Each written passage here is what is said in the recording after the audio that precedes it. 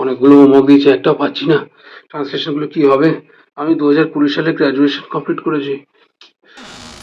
কি করব কি করব? I passed out of college in 2020. I passed out of college in 2020. বাবা, পরেরটা লিখে ফেলি। আমার 2 বোন আছে। I am having 2 sisters. I am having 2 sisters. দেখি, বাবা মার্কেট যায়নি।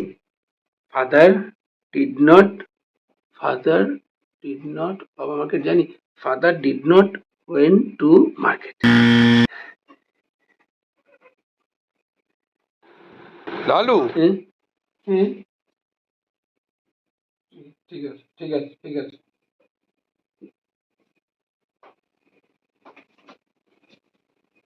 দেখি কি করেছিস।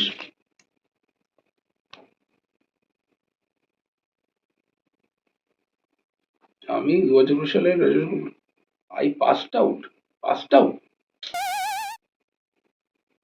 এটা হবে I graduated from college in 2020।